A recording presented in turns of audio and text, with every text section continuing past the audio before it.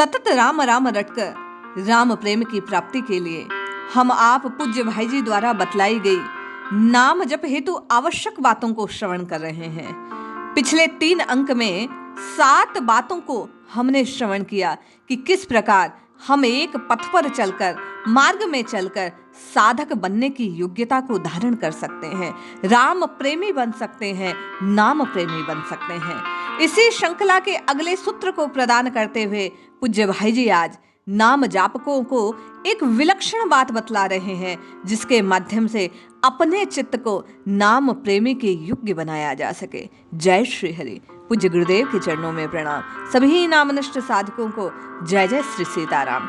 आज का सूत्र निश्चित जानिए सर्व प्रमुख। ये एक बात आपकी और मेरी साधना में यदि सम्मिलित हो जाए तो आपका और मेरा नाम रटना सार्थक हो जाए। पूज्य भाई जी कहते हैं, साधक को ये दृढ़ और अटूट विश्वास रखना चाहिए कि भगवान के शरणागत साधन में लगे हुए सच्चे पुरुष के लिए भगवत कृपा के बल से लक्ष्य को प्राप्त करना जरा कठिन नहीं।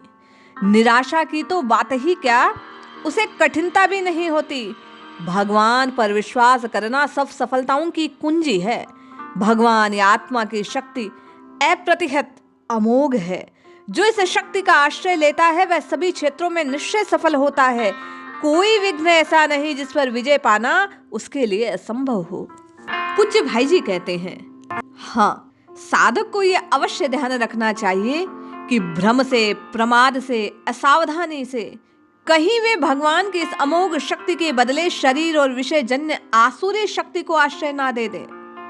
उनके मन का धोखा कहीं दुनियावी पदार्थों, मनुष्यों, साधनों, विचारों का अवलंबन ना पकड़ ले। केवल और केवल एकमात्र भगवान का अवलंबन। अगले आवश्यक तत्व को प्रकट करते हुए पूज्य भाई जी कहते हैं, साधना में सफलता प्राप्त करने के लिए प्रतिदिन नियमित समय पर सर्वशक्तिमान परम दयामय भगवान से प्रार्थना करनी चाहिए। प्रार्थना अपनी भाषा में अपने भावों के अनुसार की जा सकती है। प्रार्थना का कैसा रूप होना चाहिए, इस विषय में नमूने के तौर पर पूज्य भाई जी कुछ पंक्तियां ध्यान दिलवाते हैं। हे प्रभु, मैं सब कुछ भूलकर केवल तुम्हें याद कर सकूं, सब कुछ खोकर केवल तुम्हें पाने का प्रयत्न करूं। मुझे ऐसा मन और ऐसी बुद्धि दो।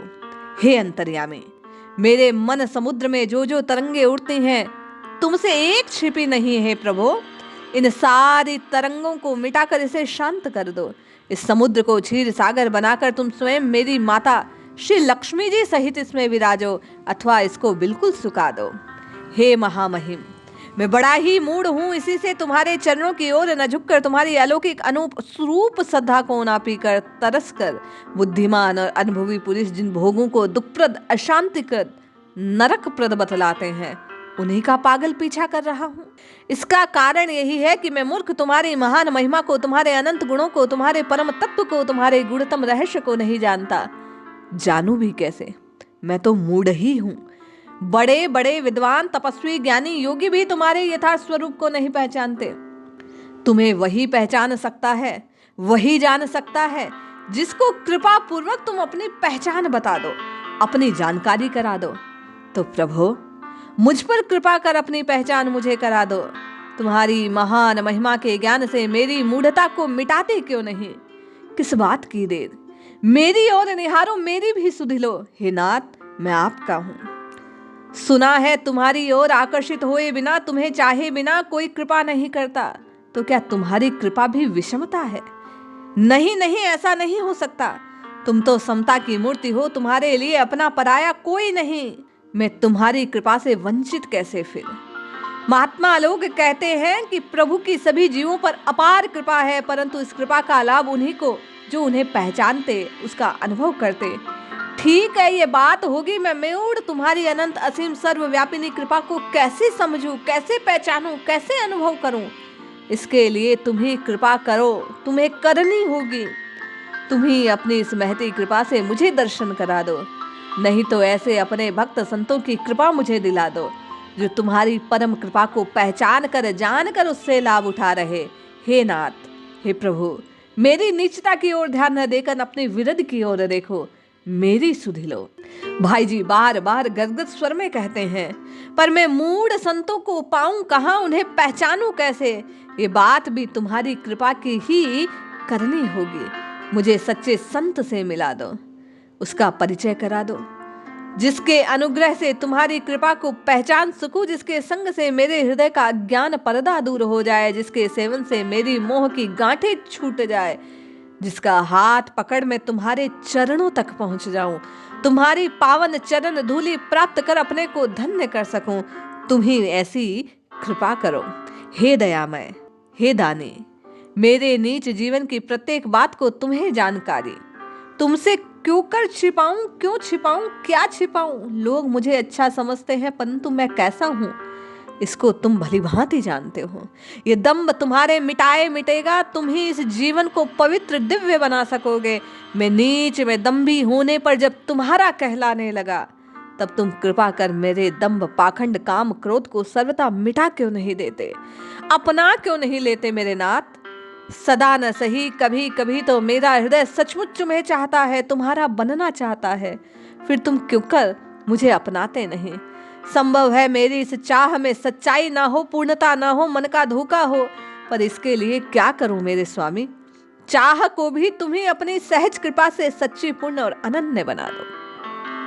हे मनमोहन, मेरे मन को अपनी माधुरी से मोह लो, मेरे मन को मना लो। यश मान विषय बुद्धि की सुखरूपी आग में जो जल रहा है, इसे तुम ही अपनी कृपा बारिश से बुझा दो। हे नाथ, हे प्रभु, मैं केवल तुम ही को चाहूं, केवल तुम ही को अपना मानूं, सर्वस्व तुम ही को जानूं। हे प्राणाधार, हे प्राण, तुम ही मेरी आत्मा, तुम ही परमात्मा, इस बात को जानकर केवल तुम ही से प्रेम करूं। तुम्हारे इस प्रेम प्रवाह में मेरा अपना माना हुआ जनधन, मान मोह सब चला जाए, तुम्हारे प्रेम सागर में सब कुछ डूब जाए, मैं केवल तुम्हारी झांकी करता रहूं, ऐसा सौभाग्य हे मेरे प्रियतम मुझे प्राप्त हो। भाई जी, हम आपका और अधिक मार्गदर्शन करते हुए कहते हैं कि इस भांति प्रार्थना करो, फिर सारे जगत में मुझको तुम ही दिखलाई पड़ने लगो, सारा जगत तुम ही हो जाओ, मैं सब में, सब और, सदा सर्वदा तुम ही को देखूं, सब तुम्हारे स्वरूप में परिणित हो जाए। आहा, वह दिन कैसा सुदिन, वह घड़ी कैसी शुभ घड़ी, वह क्षण कैसा मधुर क्षण, वह स्थिति कैसी आनंददायी होगी जब ऐसा होगा मैं तुम्हारा, तुम मेरे होगे। तब इस जगत में मेरे लिए कोई पराया नहीं, तब मन में राग द्वेष वीर विरोध सुख दुख सारे द्वंद्व मिट जाएंगे।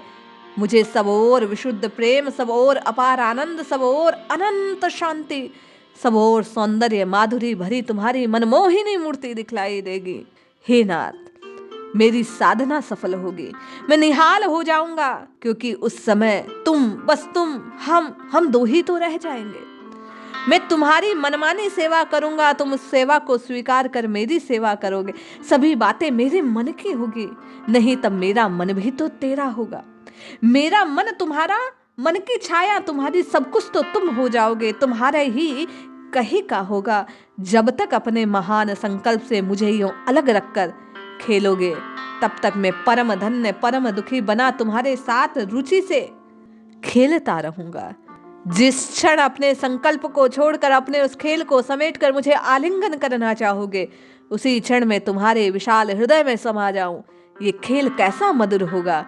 हे मधुरिमामय, हे मोहन, ये सुख स्वप्न सच्चा कर दो। हे मेरे नाथ, हे सनातन स्वामी, मुझे अपना बना लो। पूज्य भाई जी कहते हैं, जब तक ऐसा ना हो तब तक इतना तो करना ही चाहिए, हो ही जाए।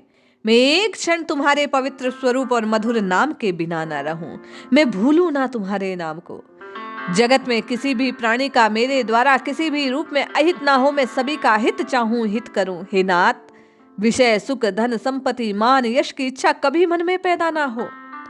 हे मेरे स्वामी, आपकी इतनी कृपा हो, जीवन का प्रत्येक क्षण तुम्हारे स्मरण सहित तुम्हारी सेवा में बीते। जगत के सभी जीवों की मैं तुम्हारे नाते सदा विनम्र भाव से सेवा करता रहूं। मेरा तन मन सदा पवित्र रहे, एक बुरा कार्य शरीर से ना हो, एक बुरा विचार इस मन में ना आने पाए। केवल हे नाथ, आपका स्वरूप छाया रहे।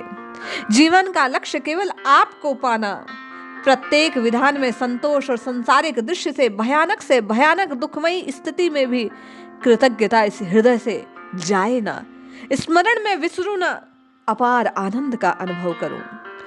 तुम्हारे लिए मैं बड़े से बड़े सुख को अपार उल्लास से मान और प्राणों का त्याग करने को तैयार रहूं। मैं केवल चरणों में वंदित रहूं। इंद्रिया और मन पूर्ण रूप से संयत रहे, उनसे सदा तुम्हारी सेवा होती रहे। हे नाथ, मेरी अपनी वासना, कामना, इच्छा कुछ ना रहे, मोक्ष भी ना चाहूं तुम्हें छोड़कर।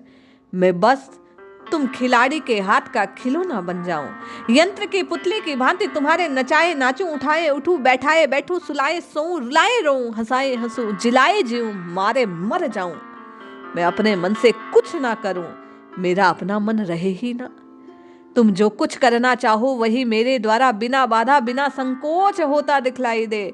मेरे सुख दुख मान अपमान लाभ हानि सब समान हो जाए।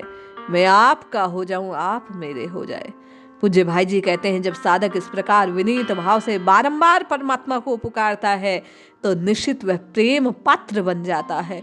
राम राम रोममय हो जाता है, रोम रोम राममय हो जाता है, नाममय हो जाता है, नाम प्रेमी बन जाता है।